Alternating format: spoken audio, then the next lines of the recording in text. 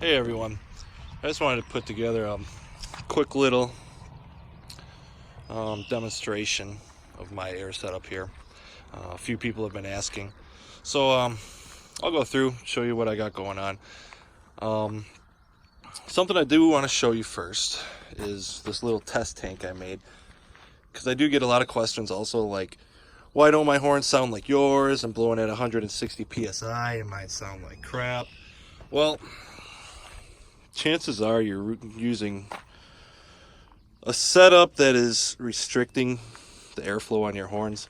So what I have here is a simple 5-gallon tank. You can get these at Harbor Freight. To blow your horns, you don't need a big crazy setup.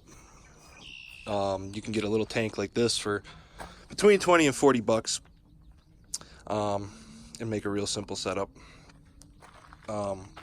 One thing you want to make sure though is that on your tank that you have at least a 1/2-inch outlet.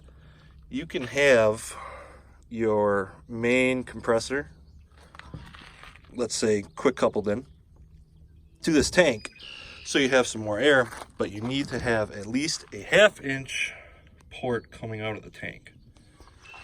It needs to go 1/2 inch all the way through your valve all the way to your horn. So 1/2-inch nipple here, 1/2-inch T. Over here I just have a little gauge.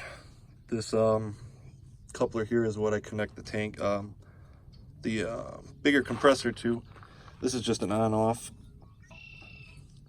1/2 inch all the way through the T, 1/2 inch all the way to the valve. This is a Graham White valve, so it's 1/2 inch in, 1/2 inch out to a 1/2 inch inner diameter hose. Now, it can be difficult to find a 1/2 inch inner diameter hose at your regular places like Harbor Freight, Menards, Home Depot, because they do restrict a little bit to like 3/8 inch. The hose itself might be inner diameter, but right around here it might reduce to 3/8, and that'll restrict your horn a little bit, especially if you have more than one point where it's doing that. Like let's say here, so there's one, there's two. If you have more hoses involved, it can restrict the airflow to your horns. So then I just have a 1/2 inch union here.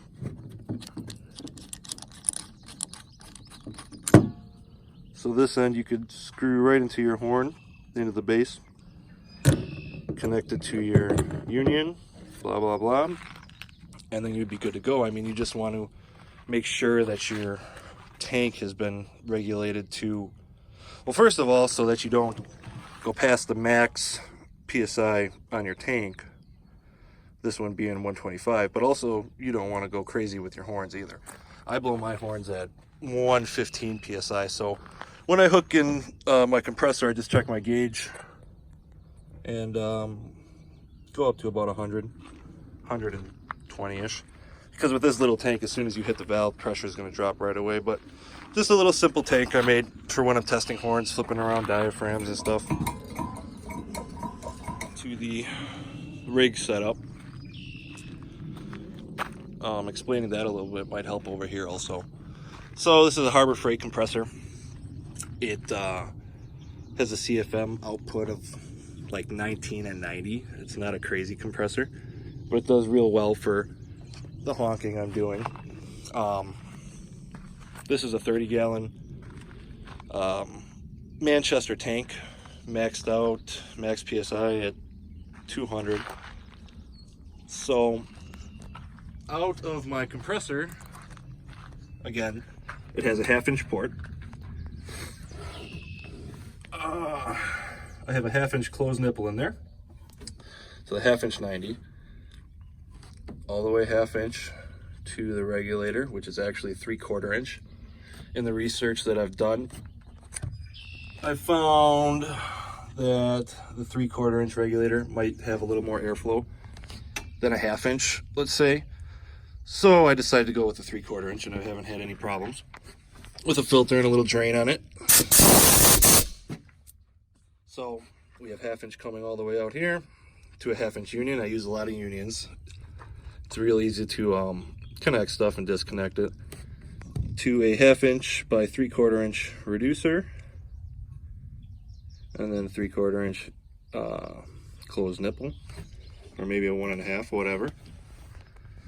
Coming out 3/4 inch to another 3/4 by 1/2 inch reducer, and now we're starting 1/2 inch all the way again. So a 1/2 inch union. This is some real nice hose I had made by a, I don't know what they are, compressor shop, hose shop, whatever. It's technically 5/8 inch hose, but that gives me the 1/2 inch inner diameter that I'm looking for, especially through the fittings. The fittings themselves, they say, are 5/8, but they have the 1/2 inch inner diameter. So again, that's what you need to look for, is at least a 1/2 inch inner diameter. So we have 1/2 inch ID hose going all the way to my 30-gallon tank. Like I said before, I blow my horns at 115 psi, so this regulator is set at 115. Inside that tank we have 180 psi, regulated down to 115. So the surge tank is filled up with 115 psi, 30 gallons volume at 115 psi. Again, another 1/2 inch union because it's easy to disconnect. These are 3/4 inch ports, so we have a 3/4 by 1/2 inch 90.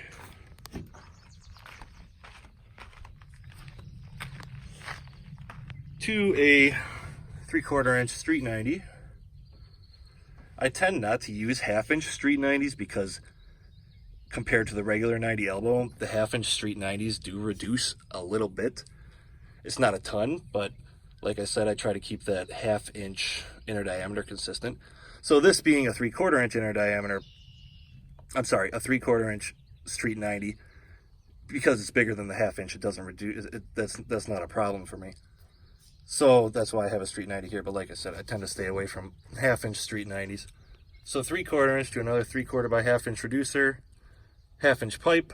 This is just a T with a plug in case I want to add, you know, a bell or a gauge or a quick connect to fill up other tanks, you know, whatever. I have a couple plugs on this tank when I decide to put other stuff on, because it never ends. I know I will.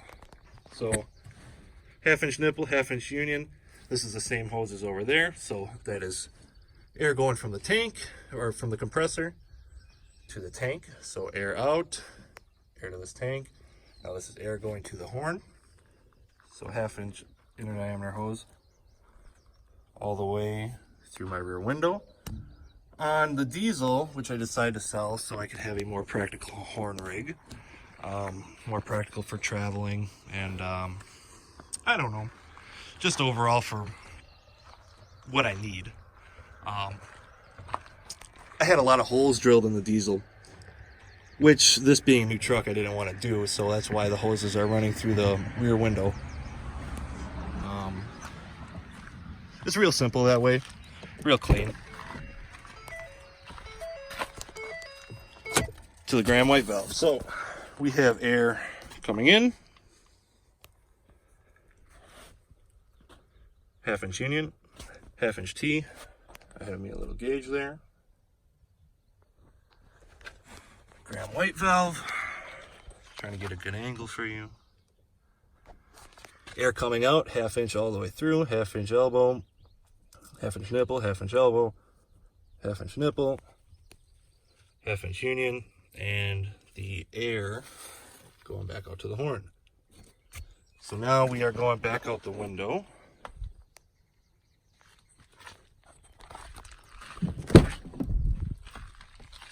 Brought the P42 horn just because I love that thing. So back out the window to my riser. Now I had this riser made by a guy out in California. Super easy to switch out horns. I can have horns switched out in 30-45 seconds. Getting a horn off and putting a new one on, or a different one I should say. So the hoses are coming out the cab. Another 1/2 inch union, a 45, 1/2 inch 45, 1/2 inch nipple, 1/2 inch 90, and ultimately the riser, which just ties in just like that. A little gasket to seal to the horn base, a couple nuts. Everything I've run on here, this has been fine. I put the horn right over.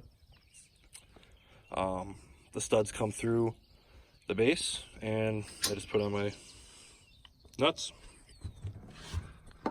This is actually a horn blaster's riser, and the reason I have that is because I was using a Leslie type riser before I got this one. So the air outlet or air inlet on that one was through the bottom, so I had it the air line tied up through there. So technically I don't need this, but I kind of like the height that it gives me. So I got the P42 square tag K5LA out. We'll give that a run. Like I said, I love this horn. Thanks to Jordan Grades, aka JJ Gravy, for the hookup on this horn. I appreciate it. One of my favorites. One thing I did not add before is I do leave the compressor running when I'm doing runs. That way it's constantly filling my tanks and I can get as much air time as possible. Like I said, this compressor isn't the biggest and the baddest out there, but it does real well for the honking I do. So I'm happy with it, especially for the price. Because when you're looking at truck bed mounted compressors like this, they get pretty darn expensive. So I'm happy with this so far. So far, like I said, I'm always changing something, it seems. Hopefully the setup stays like this for a while. I know I will add a bell at some point.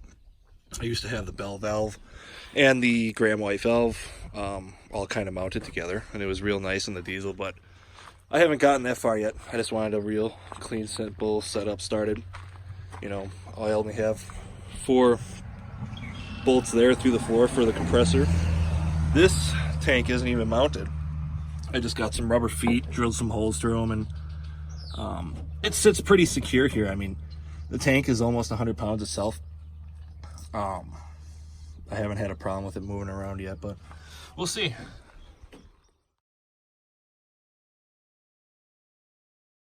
You can't really see how bright the strobes are on the video, but they're bright.